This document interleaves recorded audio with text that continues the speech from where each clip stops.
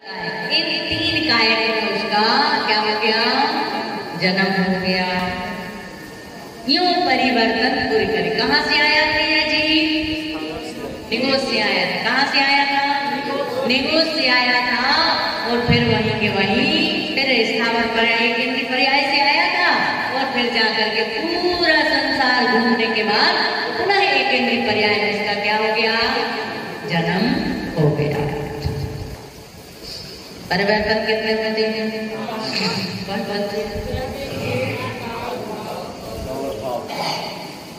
अच्छे से बोल, ऐसे नहीं बोला जाता। द्रव्य परावर्तन, क्षेत्र परावर्तन, काल परावर्तन, भाव परावर्तन और भाव परावर्तन। बोलिए सभी लोग जोर से। द्रव्य परावर्तन,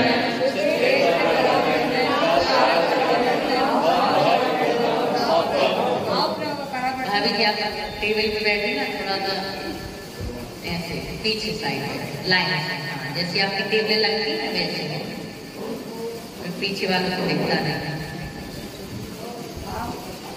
परावर्तन कितने हैं? 5। कौन कौन से?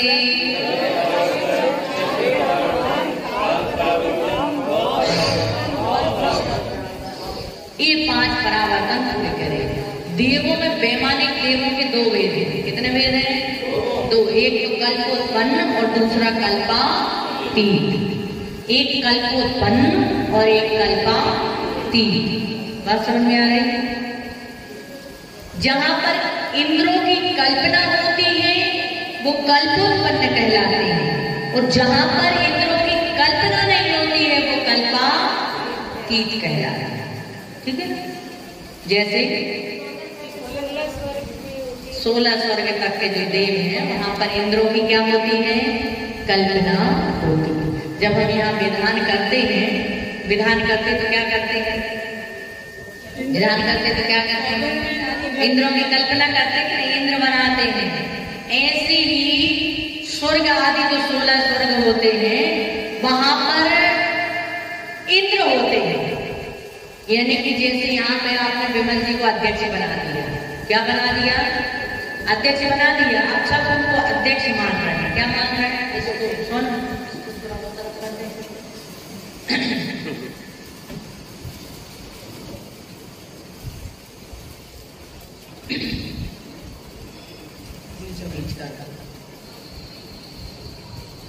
बस।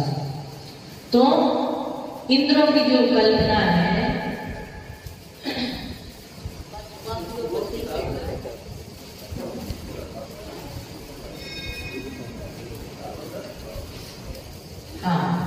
ठीक है ना? इंद्रों की कल्पना वहां पर इंद्र व्यवस्था।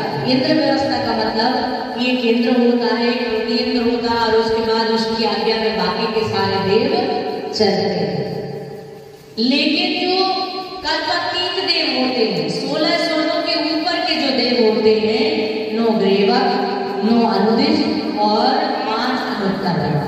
कौन कौन से? 9 ग्रेवक, 9 अनुदिश और 5 अनुत्तर। विमान जो होते हैं ना उनमें इंद्रों की कल्पना नहीं होती, वह अहमिंद्र होते हैं। क्या होते हैं? क्या होते हैं? क्या होते हैं? अहमिंद्र। अहमिंद्र का मतलब क्या होता है? आप लोगों के पास बुक है? सबके पास नहीं है? दे दीजिए भाई, कुछ के वहां दे दीजिए। यहाँ भी नहीं हो गए। अहम इंद्र, अहम इंद्र, मैं ही इंद्र हूँ। वहां पे कोई इंद्र नहीं होता, सभी अहम इंद्र होते हैं, सभी इंद्र होते हैं। इसलिए वो कहते हैं अहम इंद्र। अहम मतलब मैं ही इंद्र हूँ। कोई इंद्र किसी की आज्ञा में नहीं चलता, सभी बड़े होते हैं, सभी समान होते हैं, इसलिए उनको क्या बोलते हैं? अहमिंद्र। और जहां पर इंद्र बनता है और उसके नीचे बाकी लोग, बाकी देव होते हैं, वहां पर देवों को क्या कहते हैं? कल्पातीत। क्या बोल? कल्पोत्पन्न। क्या कहते हैं? कल्पोत्पन्न। और जहां पर इंद्रों की कल्पना नहीं होती है उनको क्या कहते हैं? कल्प गर्भवती, क्या कहते हैं? सभी अध्यक्ष बन जाए तो उनको क्या कहेंगे? यहाँ सभी अध्यक्ष हैं। नहीं, उनके जैसा संभालने वाला मिल जाएगा तो वो बनने देंगे। कोई अभी तक पैदा ही नहीं हुआ है, जिस दिन हो जाएगा, योग्यता प्राप्त कर लेगा, उस दिन बन जाएंगे।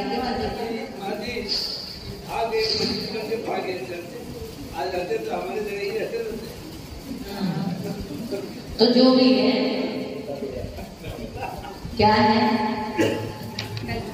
यदि सब अध्यक्ष हैं, अध्यक्ष की कोई मानता नहीं है, अध्यक्ष कोई सुनता नहीं है, अध्यक्ष का अनुशासन नहीं है, तो समझना कि सभी क्या है? अध्यक्ष। सभी क्या है? अध्यक्ष। सभी क्या है? राजा है। और जब मंदिर का कोई वास्तु बिगड़ा हो तो कहते हैं वहां पर बड़ों की चलती नहीं होती। न घरों में घर का वास्तु बिगड़ा हो तो घर के बड़े सदस्य की चलती नहीं होती। मंदिर का वास्तु बिगड़ा हो तो मंदिर के अध्यक्ष की, मंदिर के कमेटी के लोगों की चलती, चलाए मिले वो, लेकिन चलती नहीं है। जैसे मूलनायक भगवान से ऊंचे यदि कोई सामान्य दूसरे भगवान, अन्य भगवान यदि उनके आसन से ऊंचे हो, मूलनायक भगवान के कंधे से ऊंचे दूसरे भगवान का कंधा ऊंचा हो, तो वहां पर मुखिया की चलती नहीं। समझ गया था? समझ गया? समझ गया? नहीं? हाँ, किससे ऊपर है? वही तो बोल रहे हैं ना, वही बोल रहे हैं। हम समझ गए, कह रहे हैं, समझ गए आप लोग? भगवान बाहुबली जो है, जबकि बाहुबली सामान्य केवली है, क्या है?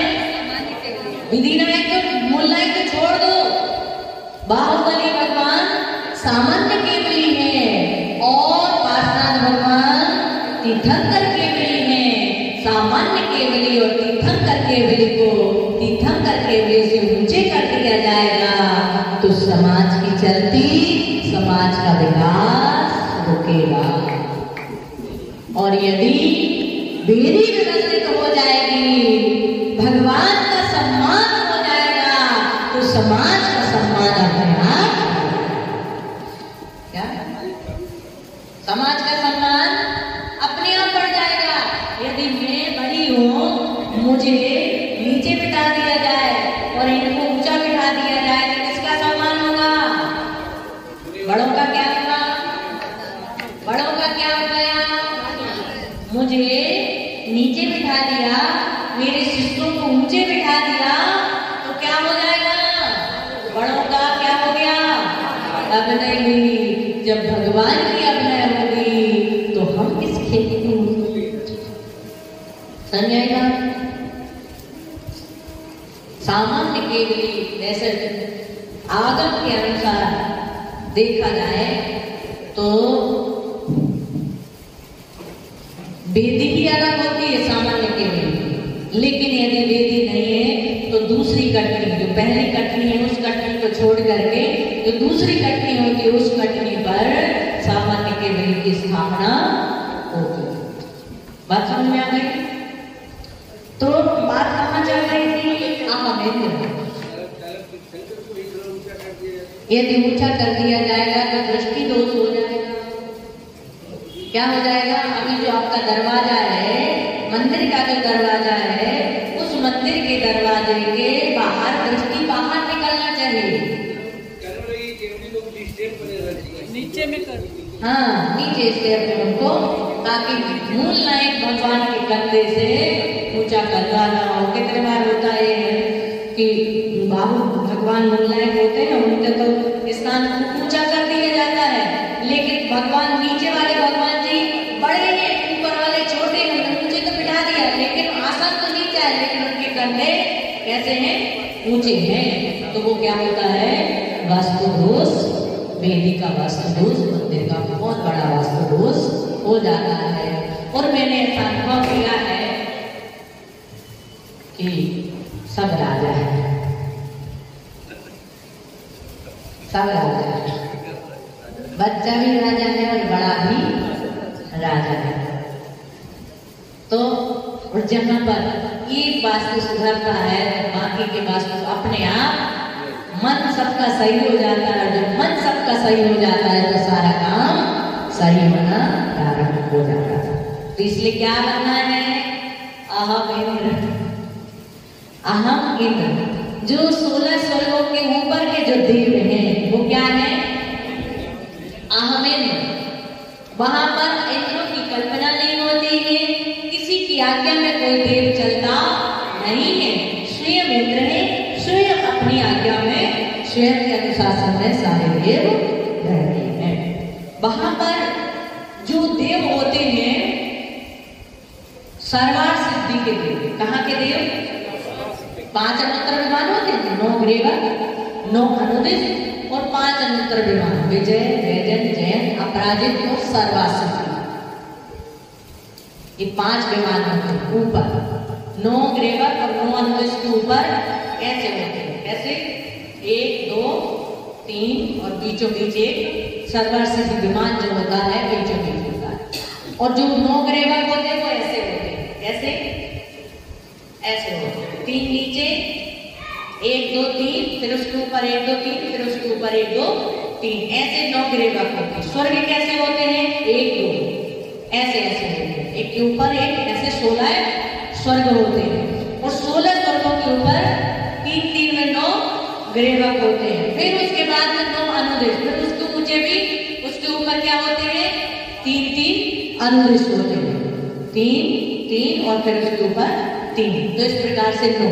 और उसके बाद ऊपर होते हैं 5 अनुत्तर विमान। 5 अनुत्तर विमान होते हैं जो ऐसे होते हैं, 2, 4 और 1 बीचों बीच, ऐसे 5। ठीक है ना? 5 विमान होते हैं। सिद्ध शिला और सर्वार्थ सिद्धि विमान में कितना अंतर है?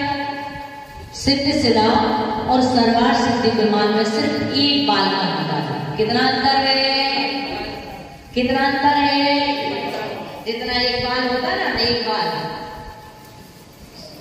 है ना, ये एक बाल का अंतर बस। ये सर्वार्थ सिद्धि विमान और उसके ऊपर सिद्ध शिला है। उतने में भी संसार में 33 सागर तक जीव, कितने सागर तक? 33 सागर तक जीव संसार में।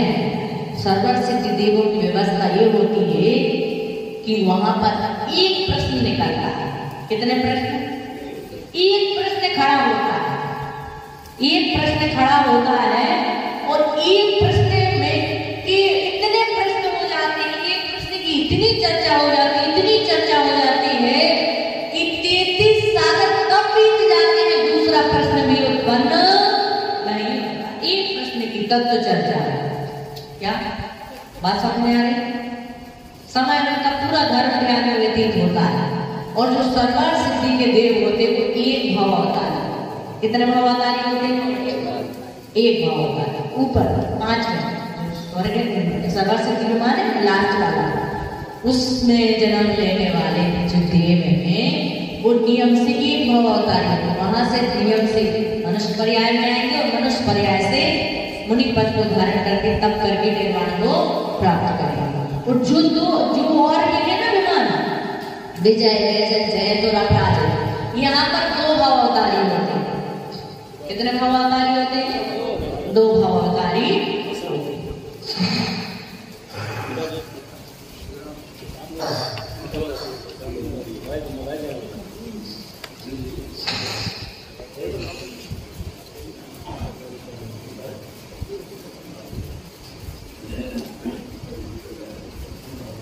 बात समझ में आ गई यहाँ पे कि यह जीव भवनांतर में भी जन्म लेता है, वहां पर दुख आया विष्णु की चाह के कारण और वैमानिक देव हुआ। आ जा भाई, 2-3 शब्द सुन लो। रोहिणी चोर ने 3 शब्द सुने थे, और चोर से, डाकू से साधु बन गया। ऐसे ही चलते फिरते गुरु की वाणी हमें सुन लेना चाहिए, क्योंकि पता नहीं कौन सा शब्द हमारे जीवन को बदल देगा। कितने बार ऐसा होता है कि जिंदगी भर सुनते सुनते परिवर्तन नहीं आता, लेकिन छोटा सा एक उपदेश और वो हमारे जीवन को बदलने में कारण बन जाता है। इस प्रकार से जीव ने अनेक प्रकार के दुख भोगे और संसार में भटकता रहा। यहाँ पर 12वें स्वर्ग के नीचे तक के देव, 12वें स्वर्ग से नीचे तक के देव मनुष्य गति, उत्तरीय गति को प्राप्त हो सकते हैं। मनुष्य पर्याय में भी जन्म ले सकते हैं, उत्तरीय पर्याय में भी जन्म ले सकते हैं। और 12वें स्वर्ग के ऊपर के देव, 12वें स्वर्ग के ऊपर के देव मनुष्य गति में भी जन्म लेते। बात समझ में आ गई? देव पर्याय से कोई मोक्ष जा सकता है क्या? क्यों नहीं जा सकता? क्योंकि वहां पर संयम नहीं है। क्यों नहीं होता संयम? क्योंकि उनकी सब कुछ ऐसा हो जाता है, भूख लगता है, सारी क्रियाएं जो होती हैं ऑटोमेटिक होती हैं। क्या होती हैं? वो चाहे कि हम देवियों से संपर्क नहीं रखें तो अपने आप देवियां पैदा हो जाती हैं। एक देवी का मरण भी होता है तो तुरंत दूसरी देवी उनकी इंद्रियों की सैया पर जन्म धारण कर लेती है।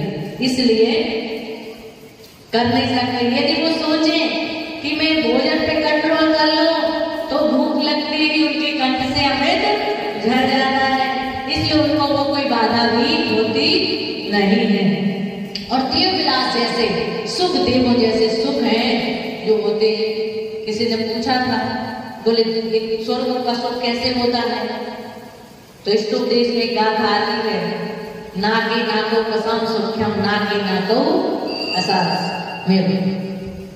स्वर्गों का सुख स्वर्गों के जैसा है। मिश्री आँखाएं, तो मिश्री का स्वाद बता सकते हैं सुबोध भैया? मिश्री का स्वाद कितनी मीठी है बता सकते हैं? नहीं बता सकते, सिर्फ अनुभव कर सकते हैं कि मिश्री कितनी मीठी है, बहुत मीठी है, बहुत मीठी है, लेकिन उसका स्वाद नहीं बताया जा सकता है। ऐसे ही स्वर्गों का सुख कैसा होता है, लेकिन स्वर्गों के जैसा होता है उसको बताया नहीं जा सकता। इंद्रिय जन सुख होता है। ठीक है ना? ये बात तो आपको समझ में आ गई। 12वें स्वर्ग तक के जो देव हैं वो कहाँ हो सकते हैं? मनुष्य और त्रियंच में। और 12वें स्वर्ग के ऊपर के देव नियम से मनुष्य पर्याय में।